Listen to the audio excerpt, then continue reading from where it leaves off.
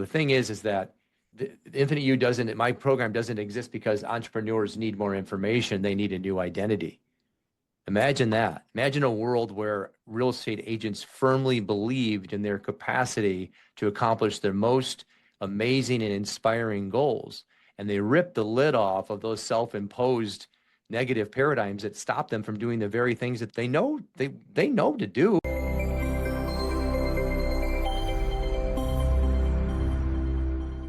Hello, everyone, and welcome to another episode of The Adventures of a Real Estate Broker with Daniel Berger. I am excited to have on Kevin Yoder today, who comes with us with, I'm going to say, decades of experience.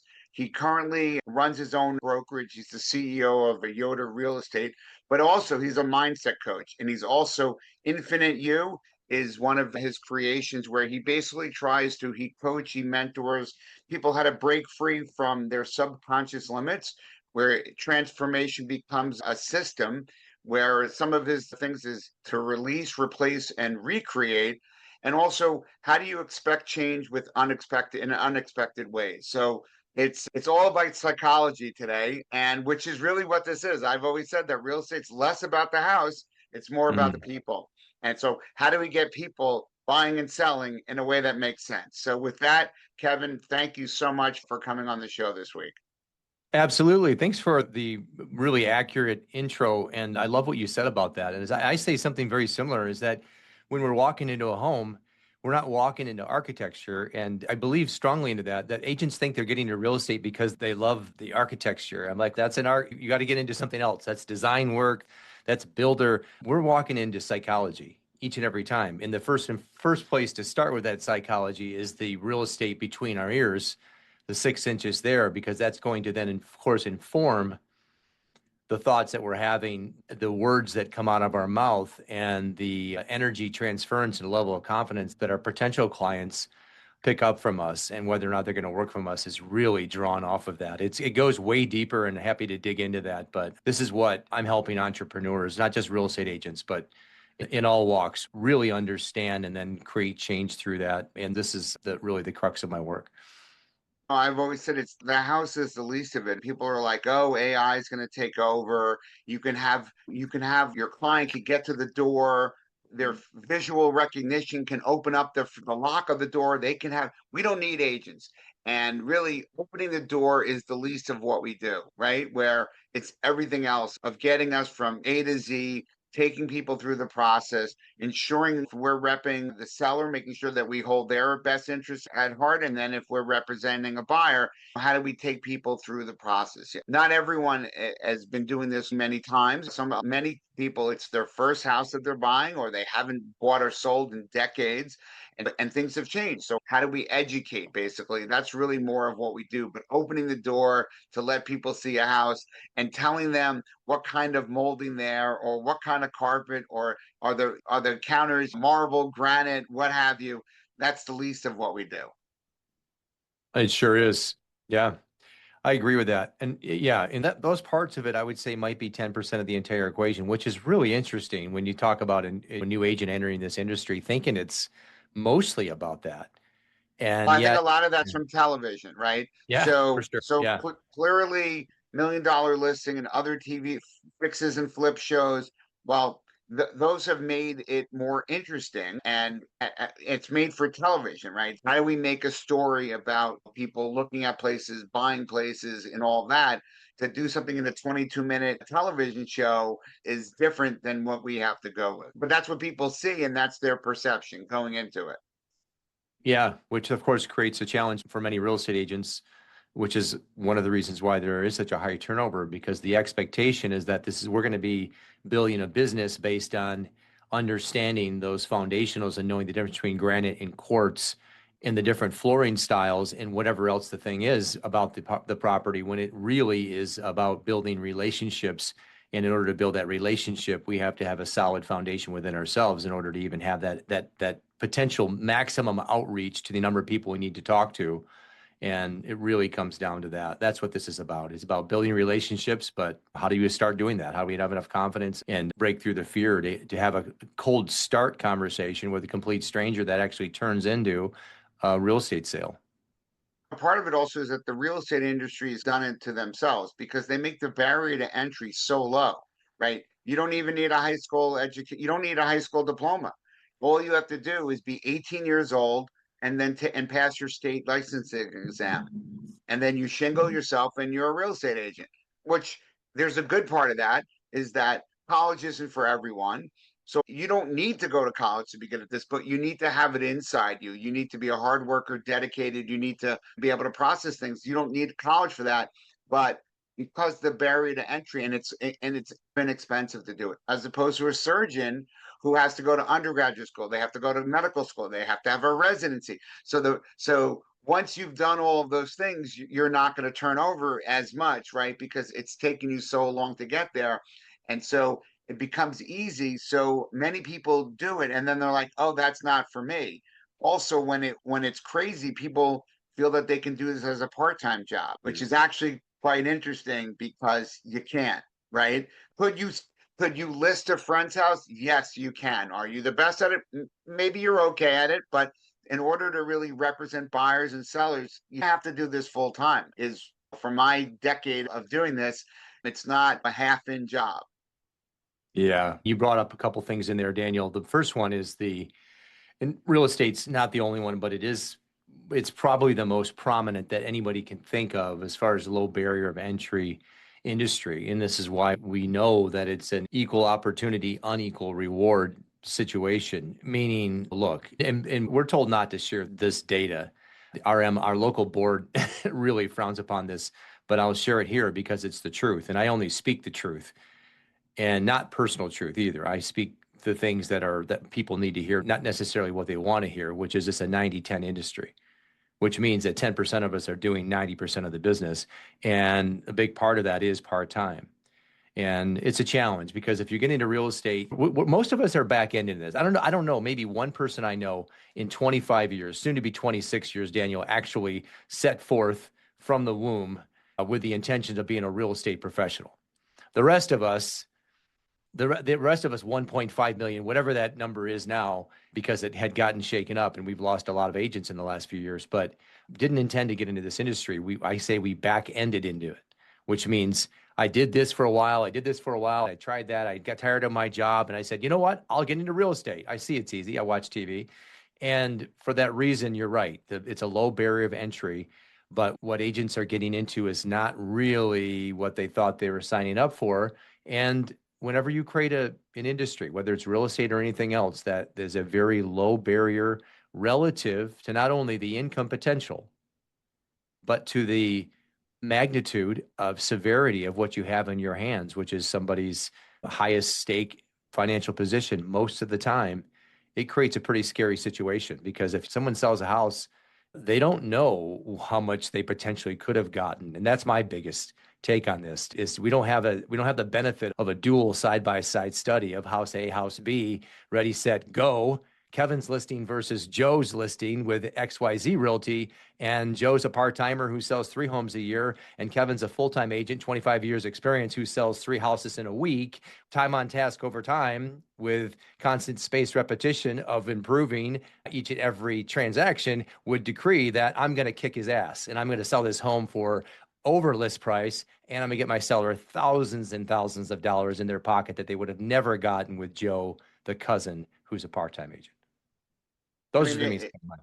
true, but again, the good thing is it's still America. Homeowner A can use cousin B if they'd like to. So that is, but what's interesting is, so I didn't come out of the womb thinking that I was going to do this at all either. It was my case was I was involved in the beverage world and bottled water and coffee. I did that for 20 years, and then I was doing solar for a little bit. And when the job disappeared, my wife said, you need to do something when you grow up and you should become a real estate agent. So I think that in the example that you give, we are better for it because we've basically worked in other industries to hone our skill, to hone our management skill, our sales ability, our follow-up skill. And again, look at the gray hairs. We get older and we're able to bring a lifetime of experiences to our buyers and sellers So that's that experience, even though we weren't in the real estate business at the time, I think really helps us become better, as opposed to, I can't even imagine 22-year-old or an 18-year-old who's trying to, it would be so hard for them to start out with saying, buying and selling $500,000 homes, $1 million homes, investment properties, when they haven't even done that. They barely have signed one lease, maybe. Getting experience is certainly something that probably helps us become better at our job for our clients. That's for sure. Yeah, absolutely. And many of us can say that the well-roundedness that we bring to the industry, and you have a perfect example. It sounds like our backgrounds are a little similar with different types of sales roles, management, marketing, leadership, all lend well. And that's what makes real estate such an interesting industry, is that we have a lot of hats we're wearing. And when you combine marketing and sales and influence and psychology and social media and negotiation, these are a lot of these are a lot of hats, and some do it extremely well, and some are really trying gosh darn hard to figure it out. And of course, we want the best for the industry. And I think there's a lot here that we can improve upon, but it's not for everybody though. That's the other thing. It's really not. I don't think this industry is cut. I don't think everybody is cut out to be a full-time real estate agent. I don't. And it's No, hard to it's figure out. 100. Again, we're independent contractors. Many people want the security of a job where they know their paycheck's going to be the same. Maybe there's a bonus component, but not that it's, and that you have to set aside your own money for retirement. You have to potentially do your own health care. You drive your own business. So it's much more entrepreneurial. And it's like when I'm a broker as well. So it's like, besides that, I'm a selling broker because I love selling. So I'm really doing this so that I don't have to listen to a broker. That's why I'm the broker, so that I can do what I feel is correct, not because that's the way we've done things for all these years. And then the other part of my job is to mentor and coach others that are trying to build a real estate business themselves. But I always say, you're an independent contractor. So when people come to me about what rate should they charge for list, or what should they charge for a renter for, I'm like, you're an independent contractor. I don't set any of those numbers, legitimately set nothing. If I have agents that are like, oh, my church owns a house, we want to rent it. Is it okay if I do it for no charge? And I'm like, absolutely. If you're using that as a business reason to help your church as a donation, and because you want the members of your church to see the things that you're capable of, then if you're going to take no money, I'm okay with taking no money, because you're doing it as a business building decision. And so I never tell people, I'll coach them like what we've discussed, and if it makes sense, then that's great. But that individuality is what makes us so great, but also is probably why 75% of the people out there won't do well, or will be too stressed by it, and will set up their own barriers of why they can't be successful because of that independentness. Yeah, I'd Right. agree with that. I'd agree with that. Yeah. So I think it's the biggest thing we can have for the industry is an awareness about what the role really is. Because at the end of the day, if the ultimate guiding force is to have a fiduciary relationship and to be able to leave the client better off than we found them financially and otherwise, that's first and foremost. That is the mission, is to be able to serve the real estate client, and the clients we serve need to be left better off than we found them. Then that decrees that we must have as much experience and training and understand what the role is. So when we get just right up front, before we even get to it, I find myself turning agents away from the industry, not in a bad way, but in a very clear way, asking them why they want to get into real estate. And if the answers are not grounded in what I know is going to serve them the most so that they can serve the clients the most, thereby feeding their family the most, I'm going to kindly suggest that they might consider another path. So, Kevin, you're saying that if I'm an agent and I tell you I really want to be an agent because I want the flexibility, I want to be able to do work the days that I want to work, not work when I want to work, then you're like, yeah, that's a bad idea then, because you're always working in this bit, right? You do have flexibility, but it's still flexibility, but your phone's always going to be ringing. Yeah.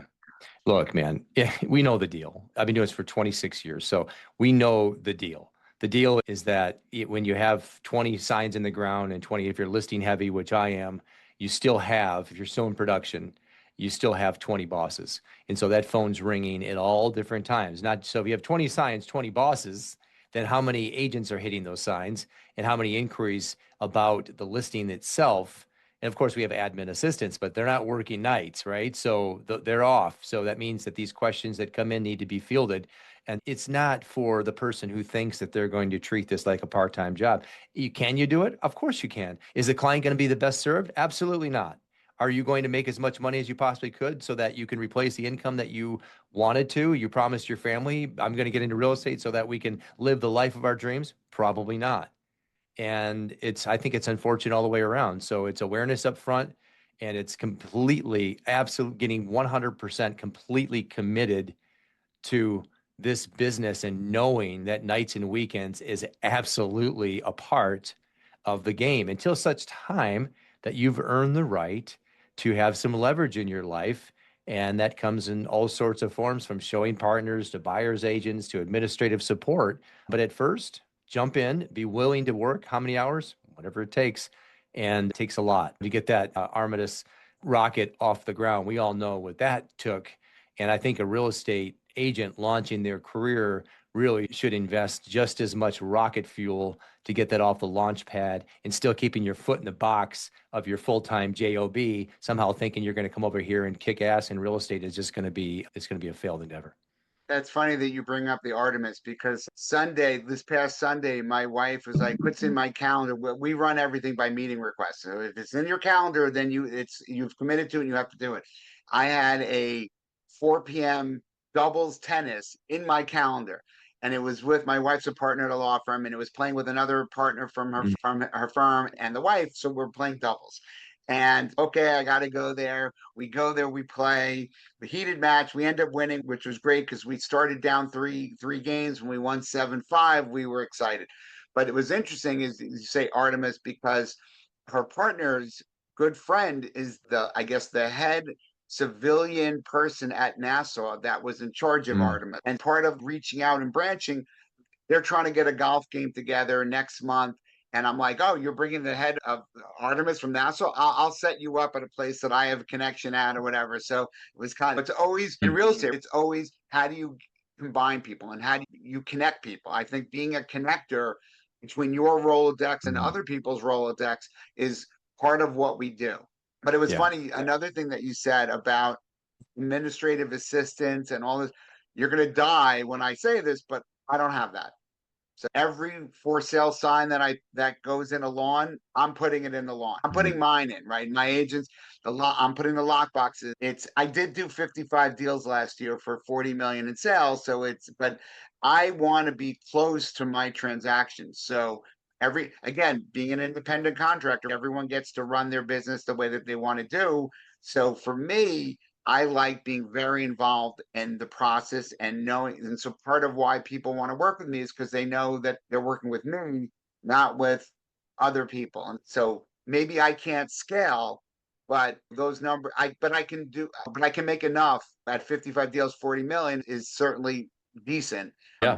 I don't need to get to 150 transactions, right? And so then maybe I'll work more with my other agents in my office and say, "Oh, here's one, let's do it together." But for the most part, my deals are my deals. And then I use open houses. So it's interesting when younger agents or newer agents, not necessarily newer agents, aren't available on the weekends. My open houses are the place that you're going there to try to find buyers, for a free way. It's not, you have to invest your time, but it's the weekend. And if you're always away, then that's when you're finding new clients and how you're building your business. So you need to have agents that have the desire, right? The desire. I can't want my agents to want to be successful more than they want to be successful. Yeah. It's not just want to be successful. It's doing the blocking and tackling and the day-to-day hard work to be able to help grow their own business. That's it. That's it. What does this really come down to? It comes down to really, truly wanting to be successful in this business. But then the wanting requires something behind it, is you have to have a belief system backing that and actually have real serious goals that drive you there. And it's not just goal setting. In my work, then what I help agents and entrepreneurs accomplish then is becoming the person who can actually hold the goal.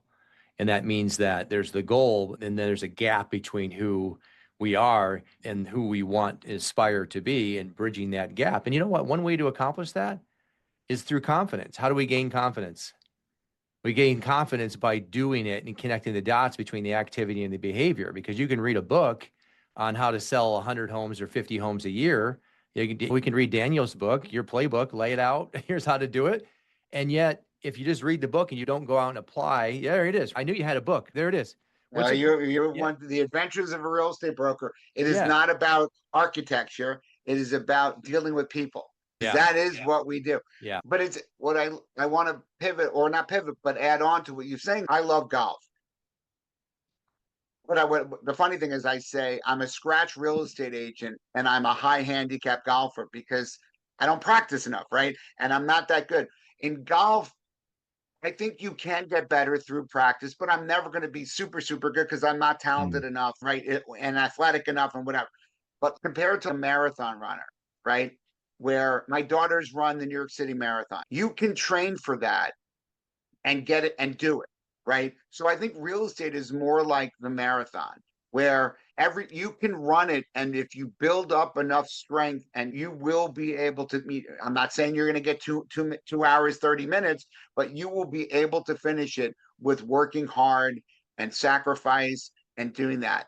And so real estate's, I think, the same way, that if you have to be committed, but you can't just say, I want to run the marathon, and you're going to go out that day and run, right? You have to train for it. And there's guidelines on how you do that. You run this many miles and you run this many miles, and you build your body up. So by the time that you're running, you've already run 20 miles, and then you can do the 26.2 miles because you've trained for it. And I think in real estate, it's similar, but so it's the desire, but it's also the practice and the repetition and the putting in the work. And so it's not just you want it, right? And you said that too. It's like, you can't just want to be successful. You have to do the things to become successful. Yeah, interesting you bring up that the marathon analogy. Is I ran my first marathon last year, and since then I've ran two halves, and I'm doing a 25K on Saturday. I'm doing a half Ironman this year, and then I'll do another 2 marathons. So my marathon journey started last year. But you know what it really is about with training for a marathon is making a commitment up front that you're going to see this through. And if you want to have a certain time, of course, committing to that training that's going to get you that time. But right there, when one makes a committed decision, they've cut off all ties from retreat, so that I don't need to wake up in the morning and decide if I'm going to lace on my shoes. Michigan winters, what state are you in? I'm in New York, Okay, so you get it. but it's not Michigan. I So mean, look, Michigan winters are brutal. And when you got to go run a 15 miler or a 10 miler out in snow drifts, and you're slipping and falling, you got the cages on your feet, and it is no fun, and no one wants to do it. But you put your shoes on and you go out there, and whether it's 0 degrees or whatever, you got to do it, because I'm not running on a treadmill for 15 miles. That's insane. But I made a commission up front, a committed decision up front, and that I'm going to see this thing through.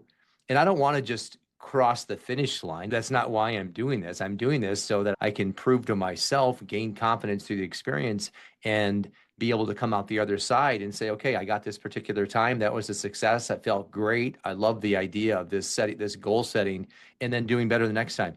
And I'm not making a decision every single time. I look at my app. Runa tells me what to do today, and I do it. And so in real estate, imagine if somebody were to take the same exact methodology, the same philosophy, was make a committed decision up front. I'm committed to this business no matter what. I'm going to cut ties from all other retrieval sources, such as another job that I'm holding on to maybe, and then set a goal that's up here beyond that which is considered normal maybe. And that way you're pulling yourself towards it. It's pulling itself towards you, and you're growing in the process. And once you accomplish that, you get to do it all over again. And then, by the way, you're also serving a lot of clients, and you're creating an amazing life for you and your family. my Law view of repeat. so my view of your marathon experience is, you are a competitive person. So for you, your mindset is that you want to set times, right? Because you're striving for that. So what I like about, not that I'm a runner, but my son did track and my daughter, is that, you know what's amazing after you've run the marathon is that you've run the marathon. And it doesn't, to me, it doesn't matter what your time is or that you committed to it and you did it. Yes, it's good to have personal goals or whatever, but in the end of the day, you still ran it. You got the exercise, you got the fulfillment of it. I think that's tremendous. So from golf, I used to be a better golfer. I am getting older, but I'm committed to other things. But I look to golf to as a pleasant experience with friends where I'm playing great courses and having a great time, the socialization of it. So my success, so I guess it's good because I'm not good anymore, but my success isn't in my score, it's in the experience. So yesterday I actually played the media day for the US Open at Shinnecock. Shinnecock Golf Club is top three golf clubs in the country. And I think I shot like a 96, right? So I think a couple of years ago, I did another media day and I shot like an 86. So it was clearly bad. It was also, we had 20-mile-an-hour winds yesterday. So that's a whole other story. But like my success and is completing the job and doing it as opposed to the actual score.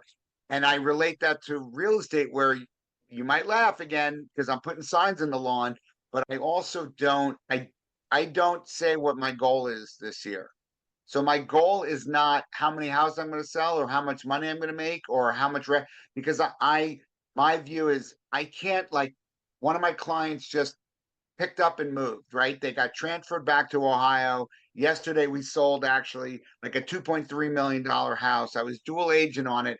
I would have never been able to start the year saying, I'm going to sell this house, right? Because I wouldn't have expected that but what I can do is make sure that I have continuing relationships with my previous clients so that when those things happen in life, they're like, oh, we got to call Danny because we're now moving.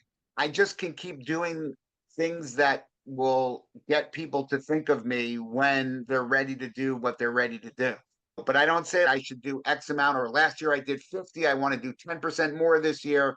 So that's a little different. But I guess each person, that's again, the independent contractor in this is that everyone's different. I feel you're more of probably a planning and numbers and this, and that's good because if that motivates you, then that's why it's a good thing. Yeah, and there's two things there. Yeah, so there's two types of there's not just two types of businesses, but there's obviously more referral based, which every solid business, every solid small business should definitely have a large portion of their business coming from past clients, past and repeat and referral sources, and in an ever increasing way.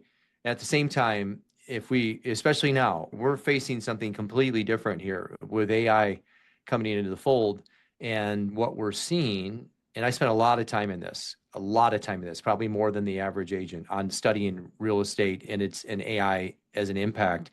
Is there's this big pot of swirling around mediocrity in terms of all starting to sound and act alike. And so with social media posts, with a lot of it. And so the consumer is going to be really challenged to determine who's the real one I should work with. And so I am forging within myself and the agents that I'm coaching to do things that are proactive. And what's a couple areas that we can focus on that are proactive that we know are going to help us stand out is to be able to create a conversation from a cold start with an absolute stranger that turns into a transaction, and they end up in your database, and then you nurture that database and that turns into more business. And that's proactive daily lead generation, so that we're taking control of our business and not hoping or wishing or praying that our past clients kick up business to us, because I can't send my kids to college over a hope, wish, and a prayer, nor can I accomplish the goals on my board that you can't see behind me, behind this screen, based on that. So I'm very focused on, here's the number, here's how we can get there. If we're falling short behind it, I know how to pick up the phone and make it happen. Even if I started off in the week, we all start off at zero, but by the end of the week, I have a certain amount of numbers that I'm going to hit in terms of listing appointments, listings taken. And I would encourage any agent that wants to have that income they need to hit in order to accomplish that. But also putting ourselves out there on video is a phenomenal way now in the age of AI, where folks are looking for realness. They're looking for people. They're looking for an agent that is authentic and actually knows what they're talking about. So being somebody that's an educator, you said a great one, Daniel, which is a connector. Being a connector, what an amazing role to have is that if someone said, hey, I wonder who can connect me with somebody, and we say, you know what, I know a guy, I got a guy for that, I got an awesome woman who does that thing you're talking about. So being a connector, putting yourself out there on video and doing it in a regular way, nurturing your database and proactive lead generation. I think all those things combined make for an awesome agent as we head in this new era of AI, helping us stand out and not just survive. I'm talking about thriving in real estate, which I think most people, if they're being honest, this is where they want to be. So while I don't do really the budgeting and the goaling, I'm trying to plant seeds, right, and water the seeds so that my business can grow. That's where I came up with the idea of the podcast. I'm like, let me have a podcast. In my family, you have 70 something podcasts already. Why do you need more? I go, because in the age of AI, everything's a data point. And it's also, I love meeting people like yourself. I've actually implemented some AI work from someone that I've interviewed, and I'm like, oh, I really like that. And it's really how I can do marketing for AI, because I always ask clients, how did you hear me? And recently I've been getting multiple people say, I asked AI, chat GPT, I've asked whenever, and your name popped up. And so again, people are like, why are you paying to do stuff if your name's coming up anyway? And I'm like, because I want my name to continue to come up, right? And so AI is really just a Google search on steroids. So the more things that you can do to get out there, podcasts, I write stories that then I try to send out for press releases, right? So if I'm educating people on real estate, those will be hits that will help grow my business. So while I don't have a number, I'm doing those types of things. And what's interesting is that was the whole idea of my book. Write a book, and then you have something that talks about where, and you can snip it. But so this year, my customer appreciation was I actually had a book launch. I invited all my clients. We had 150 people in my backyard. It was barbecued, catered, bartender. We even brought in a mobile bathroom so that people would have that. So it's connecting, and it was the craziest thing of people in the book were like walking around, and I did a book signing. So I was signing the books and I was writing stuff, and people were like, I'm chapter 5, I'm chapter 9, I'm chapter 12. So it was the excitement. So that's something that I did. Not everyone's going to do something different, but it's like, how do you get it? How do you have people think? If I have a question about buying, selling, investing, I'm going to call Kevin. Kevin's going to connect me. If it's not him, he has a team, and he also he has mentees all around the country that he's a coach for. So those are all ways that you're right, that we can look different than a computer bot. That right, where everyone's like AI, and they're like, oh, I don't have to even text people. It comes into my text and there's a bot talking to my clients. I'm like, that is the last thing that I want. Mhm. I want to be the one texting my clients and communicating, because again, I don't have to do 300 houses a year. So I can text the people that I have to do. But it's that in the world of computers, I think the more that you can bring personalized attention and care is the way that I'm going to transform my business or keep my business growing. It's important. And I'm sure you're teaching all the time that being an individual and being who you are is so important, as opposed to you have to have your voice, not somebody else's voice. Yeah, I think that what you said several times, Daniel, is the good thing about real estate. The fantastic thing about it is we get to do this the way we want to. And there's more than one way to skin a cat. And it's really up to the individual. It really is. It's your business, how you get, but the game is still the game is still the game. The game, if you we have to understand what the game is, and the rules of the game still apply regardless of how you make it happen. But if you don't understand the rules of the game, you're still gonna not do. You know, here's the thing though, is I think that there's a misunderstanding. Is there's as good as we're doing, and then there's something else called as good as we possibly can do. And I'm encouraging people to do as good as you possibly can do, not just as good as you're doing. And that's a different level, because Einstein said that a definition of insanity is doing the same thing over and over again and expecting a different result. Why the hell would we do that?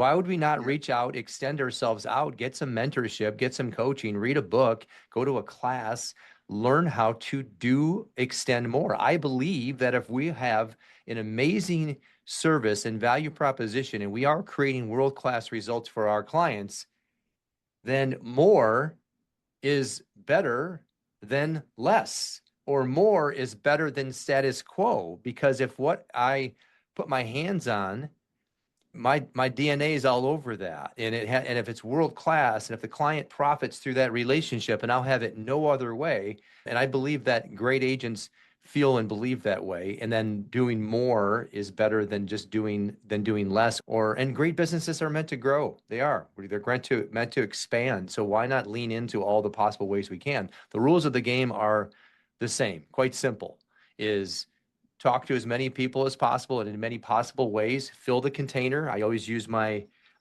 Stanley as that example. This is the database, and fill it with as many people as possible. Communicate to the database, and then that's your business. Someone wants to buy my business, they're going to buy my database. And so, who's in the database? A number of people, when they think of real estate, they think of me and my team, and continue to nurture that. And that's what the business is. It's wash, rinse, repeat. How you get in there is really up to you. I've given you some examples about how I do it, and there's so many ways. So we get to create our own business, and I think it's important to know what the game is before we get started. Absolutely. We could talk for hours, of course. I love what you're doing, Kevin.